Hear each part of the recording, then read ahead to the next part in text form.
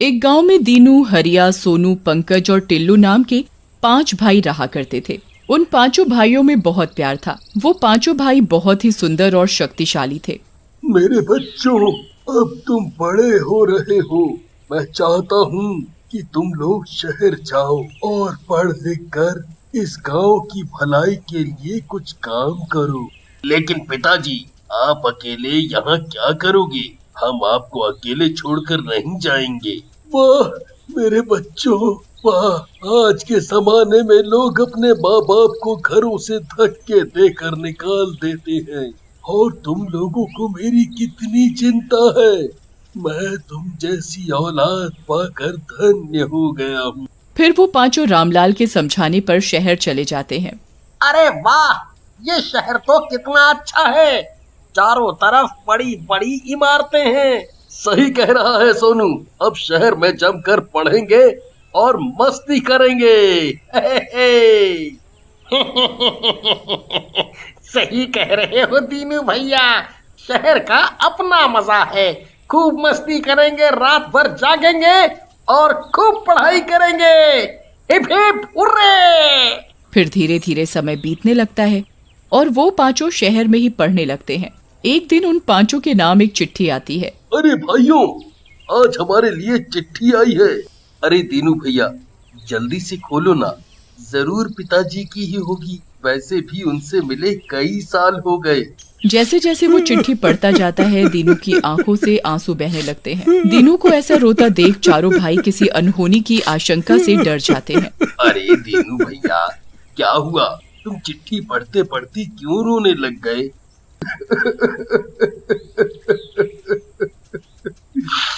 ये गांव वालों की चिट्ठी है। इसमें लिखा है कि पिताजी अब नहीं रहे और हमें जल्दी से जल्दी गांव में बुलाया है। फिर पांचों भाई जल्दी से तैयार होकर वापस गांव के लिए रवाना हो जाते हैं। लेकिन जैसे ही वो लोग गांव के बाहर पहुंचते हैं, वहां उन्हें अजीब सी शांति और मनहूसियत दिखाई देती है। अरे भैया, ये गांव को क्या हो गया? पूरे गांव में लगता है जैसे कोई मातम छा गया हो। तभी वहां गांव के सरपंच आ जाते हैं और उन पांचों को बोलते हैं, बेटा, यहाँ खड़े रहना खतरे से खाली नहीं है। तुम लोग जल्दी से मेरे साथ चलो। फिर पांचों भाई सरपंच के पीछे पीछे चल पड़ते हैं। सरपंच उन पांचों को उनके घर के अंदर ले जाता है और घर का दरवाजा बंद कर लेते हैं। अरे काका, तुम इतना घबरा क्यों रहे हो? और क्या बात है? बताओ हमें पूरी बात। और पिताजी की जान कैसे गई? क्या हुआ? दीनू की बात सुनकर सरपंच रोने लगते हैं और बोलते हैं,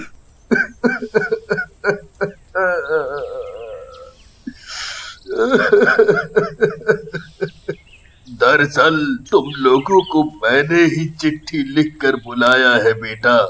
तुम्हारे पिताजी की जान मुझे बचाने में गई है। लेकिन कैसे? और वो कौन दुष्ट है? और इतने गांव वालों ने कुछ नहीं किया। बेटा, वो एक दुष्ट नहीं, कई दुष्टों का समूह है जो हमारे गांव में आकर ना जाने कहां से बस गए। वो शैतान और चुड़ैले हैं। इन शैतानों और चुड़ैलों ने मिलकर तुम्हारे पिताजी को मारा है। शैतान और चुड़ैले? लेकिन वो यहाँ कैसे आ गईं? बेटा, हम गांव वाले गांव के बाहर एक कुआं खोद रहे थे कि आने जाने वाले लोगों को पानी मिल सके। लेकिन हमें क्या पता था कि वो जगह शापित है और वहाँ शैतानों का वास है। उसी कुएं के अंदर मैं और तुम्हारे पिताजी फंस गए थे। लेकिन तुम्हारे पिताजी ने मुझे धक्का देकर ऊपर चढ़ा दिया और खुद उसी में फंस गए। मरते समय बोला कि मेरे पांचों शेर मिलकर इस गांव को वापस शैतानों से मुक्त करेंगे। सरपंच की बात सुनकर पांचों भाई रोने लगते हैं और रोते रोते बोलते हैं, आप चिंता ना करें सरपंच जी। अपने पिता की अंतिम इच्छा पूरी करना हर बेटे का धर्म होता है, और पिताजी की यही इच्छा थी। तो हम ही इस गांव को उन दुष्टों से आजाद करवाएंगे। फिर उस रात सरपंच उन लोगों के साथ वहीं उनके घर पर रुक जाते हैं। रात होते ही कुत्तों की जोर जोर से भौंकने की आवाजें और कुछ डरावनी आवाजें आने लगती हैं। देखा बेटा, ये आवाज सुनी? ये उन दुष्टों की आवाजें हैं। ये शैतानों की मंडली आ चुकी है। दीनू खिड़की खोलता है और झांकता है। बाहर एक 3 सिर वाली चुड़ैल और 3 शैतान चल रहे होते हैं। उनके हाथों में कटे हुए सर होते हैं। गांव वालों, कहाँ छुप गए तुम सब के सब? चुड़ैल रानी, अगर आप बोलो तो सबको इनके घर समेत ही उठा लूं। नहीं नहीं शैतानों, इन लोगों ने तो हमें बरसों की नींद से जगाया है, इतनी जल्दी थोड़ी न मार देंगे। वैसे भी आज का खाना तो मिल ही चुका है।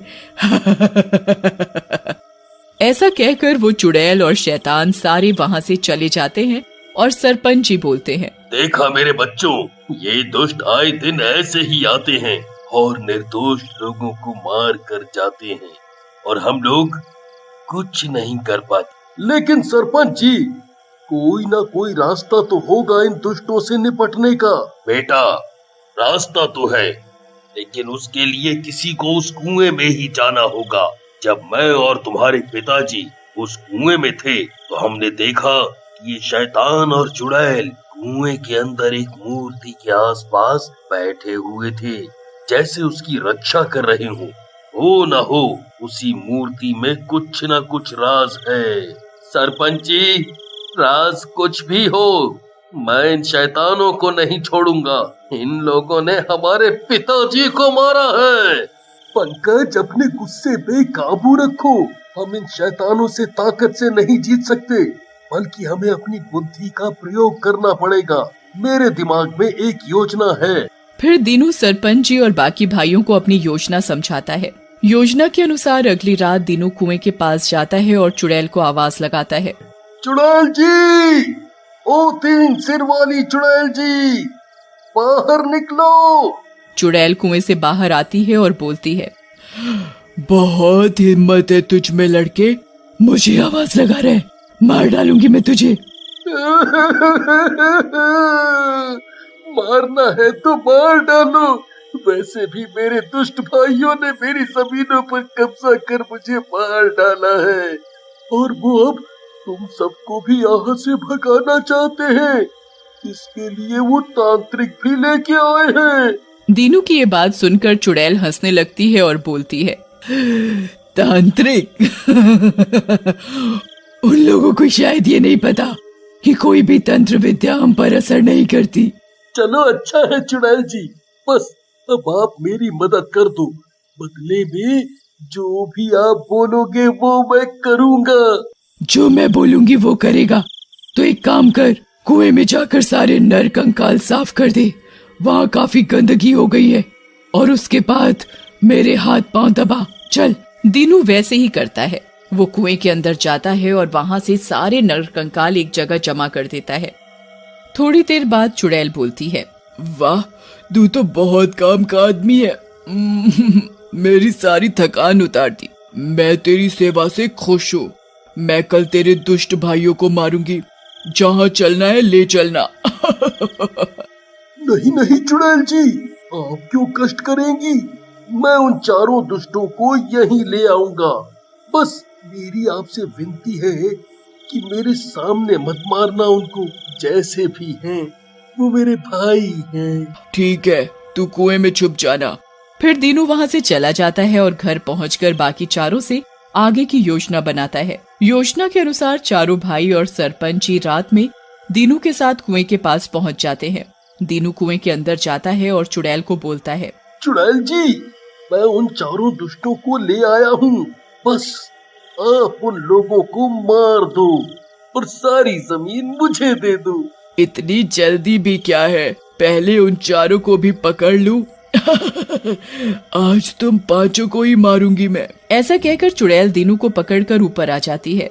उसके चारों शैतान भी उसके साथ ही होते हैं। चुड़ैल और चारों शैतान पांचों भाइयों की तरफ बढ़ते हैं। तभी सरपंच जी एक जलती हुई मशाल को कुएं के अंदर फेंक देते हैं। कुएं में जोर का धमाका होता है और मूर्ति टूट जाती है, और मूर्ति के टूटते ही चुड़ैल और शैतान भी जलने लगते हैं। दुष्ट दीनू, ये क्या किया? क्यों तोड़ी मूर्ति? दुष्ट चुड़ैल, हमने तो अपने पिताजी की अंतिम इच्छा पूरी की है। मैंने उन कंकालों को हटाते समय मूर्ति के चारों तरफ बारूद बम लगा दिए थे। और इस तरह सब चुड़ैलों और शैतानों से गांव वालों को मुक्ति मिल जाती है।